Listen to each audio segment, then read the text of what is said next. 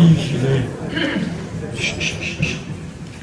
molto difficile, imbarazzante, dopo che Raccoloso ha detto in modo così esplicito chi è autorizzato a parlare di Tirana.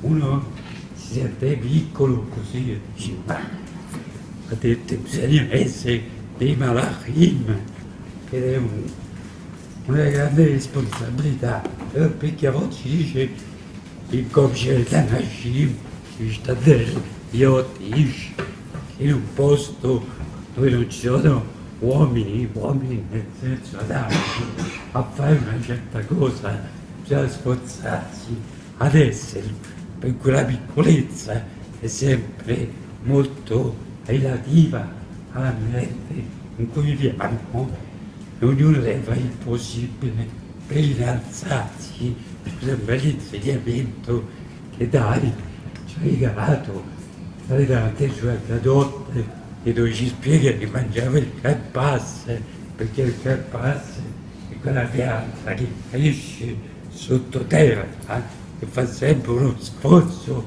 per uscire fuori dalla terra.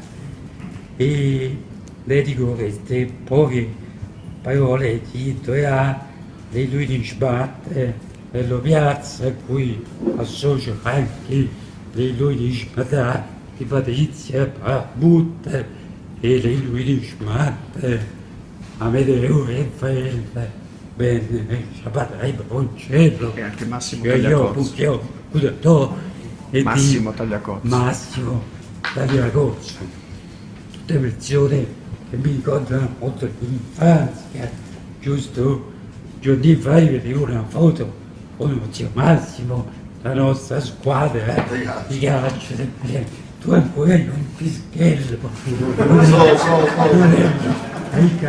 però venivo a vedere, ancora ne hai la scoppia, e quindi persone a cui mi riportano indietro di tanti anni. Davide mi ha chiesto di dire qualcosa sulla mitzvah del mio Avelim, dove impariamo questa mitzvah di consolare le persone in lutto. Impariamo da un verso della Parashat di Re, dove è detto Hashem Elohechem Telechu, e voi andrete dietro al Signore vostro Dio. Si chiedono gli Rahim, il Talmud in Sodà per primo, che cosa significa andare dietro a Kadosh Baruch Hu. Cioè noi andiamo dietro a una persona che cammina, noi gli andiamo dietro, lo seguiamo. Ovviamente andare dietro a Kadosh Baruch Hu significa seguire le sue mitzvot, le sue qualità, le sue azioni. Kadosh Baruch Hu è il nostro primo modello, il nostro primo insegnante. Allora dice Marai Sodà che come Hashem Malbish Ayumim veste le persone nude, così come ha coperto Adamo ed Eva e gli ha fatto dei vestiti, anche tu sforzati a vestire le persone, cioè le persone che non hanno di cui vestirsi, che non hanno dignità, provvedi tu stesso, sforzati a darle, così come a Kadosh Baruch Hu seppellisce i morti, che lui si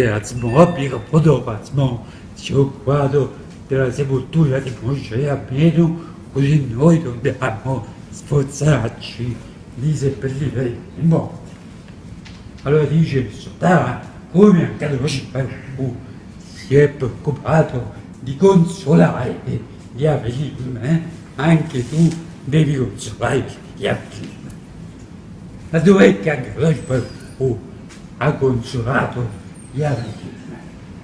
E lì diversamente da altri passaggi della Torah.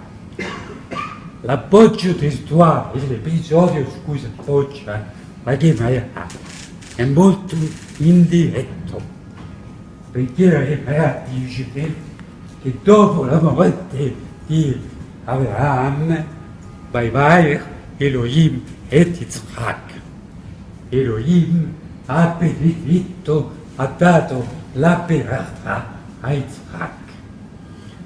Per quale motivo questa cosa è considerato l'atto di consolazione degli Arachim? Tanto è che è scritto nel Talmud che gli ha dato una beata, mentre le altre volte il rapporto è diretto. Ha seppellito un morto, tu seppellisci i morti, ma lì solo è scritto che Akadosh Baruch Hu ha seppellito Mosè, è scritto che Akadosh Baruch Hu ha vestito Adam e Chava, c'è proprio il verbo Vayabesh Odam, ma lì non c'è scritto che Akadosh Baruch Hu ha consolato Yitzhak, c'è scritto Vayivarech. Allora ci sono diverse spiegazioni, una spiegazione perché diversamente dagli altri patriarchi Abraham non ha dato la benedizione a Yitzhak. Sappiamo quando Yitzhak benedice Jacob, quando Jacob benedice tutti i figli, Abraham non ha dato la beata a Yitzhak. E perché non ha dato la beata a Yitzhak?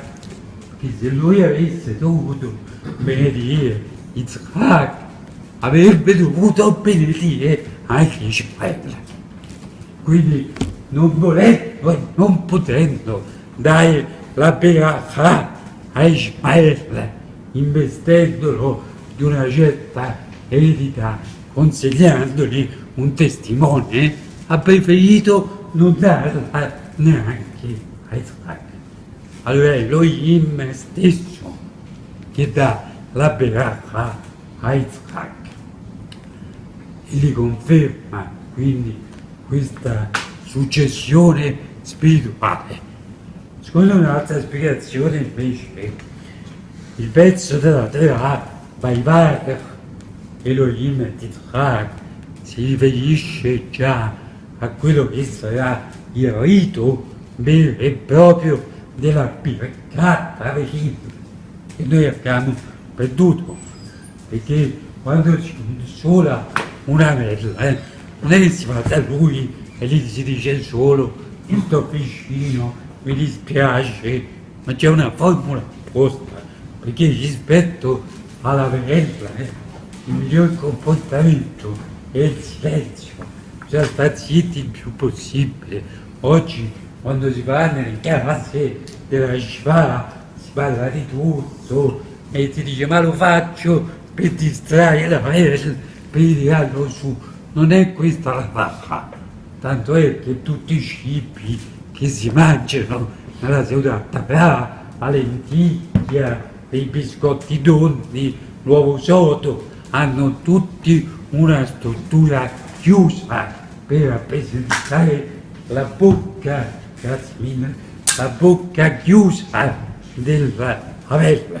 Per cui il cui paradigma è Aaron che di fronte alla morte dei figli tacque perché non ci sono parole e noi diciamo alla fede Tenuchamu min Hashanai oppure Hashem Yenarecha, che la consolazione venga da Hashem, perché dobbiamo renderci conto che chi ha un dolore di aver perso un congiunto è inconsolabile e non ci sono parole, è tutto quello che diciamo è tutto superfluo, è tutto inutile ed è per questo che ci appelliamo a Kadosh Baruch Hu, che è l'unica fonte della Nechama.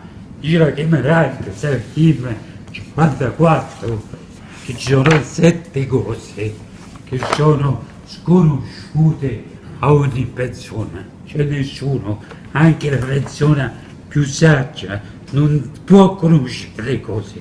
Yom Amittah, il giorno della morte, Yom HaNekama, il giorno della consolazione, quando, come Hashem ci darà la consolazione. Come Kadin, la profondità del giudizio. Nessuno può capire perché Akadosh Baruch Hu ci giudica in un modo o perché in un altro. Beh, questo è molto importante. Beh, Nadab Dea, ma per il Boshel Havero, e nessuna persona può conoscere ciò che c'è nel cuore di un'altra persona. Siamo tutti frettolosi, siamo tutti inflessibili nel giudizio del prossimo. Nessuno sa quello che c'è dentro al cuore di un'altra persona. No, bisogna essere più rigorosi con noi stessi e più flessibili con gli altri. A volte succede l'opposto, siamo molto rigorosi con gli altri e molto flessibili con noi stessi. La Gemara dice nessuno sa quello che succede dentro all'altro, che nel proverbio giudaico evangelisco splendido si dice i fatti della pentola li conosce solo il coperchio, per cui a volte prima di giudicare quello che pensa o sente un'altra persona bisogna fare un po' di silenzio dentro noi stessi e nessuno sa come una persona si arricchisce e si impoverisce, nessuno sa quando ritornerà il regno di David e nessuno sa quando terminerà il regno di David. Allora, sempre nella Torah c'è una cosa che è molto poco chiara. Noi abbiamo detto che è una grande mitzvah fare il Nichum Avelim. E anche la bella deve fare di tutto per accettare il Nichum. C'è una bella apposta, ci si metteva in fila, c'è chi dice invece che sono quelli che devono dare il Nechama, che si mettono in fila subito dopo la sepoltura e la bella passa davanti a questa fila per ricevere la Nechama. Per cui, secondo la Halakha, per esempio, è proibito scrivere si disprezza dalle liste, perché impedisce a un ebreo di fare la mitzvah della Nechama. Com'è possibile che la Torah dice che Jacob Avinu si è rifiutato di essere consolato? La parasha di Vayeshev, quando dicono a Jacob tuo figlio è stato spanato, è morto, allora dice Vaimaen Jacob.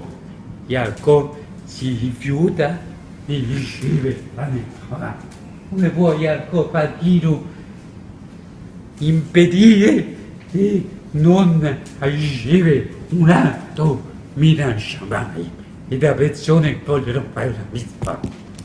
Sempre la Gemara dice una cosa straordinaria, sempre per Sfaradim dice Jacob sapeva che Yosef è vivo e un ebreo è inconsolabile, non riceve nessuna Nechama quando sa che c'è un ebreo vivo che è come morto. Lì non c'è consolazione. Si può ricevere consolazione per un morto vivo, ma quando tu sai, come Jacob sa, che c'è un ebreo in vita, il che è considerato morto, non c'è Nechama. Lì non abbiamo nessuna chance, siamo inconsolabili, perché come dice sempre la Gemara, ci sono dei vivi che sono considerati come morti e ci sono dei morti che sono sempre vivi. Cazzaro.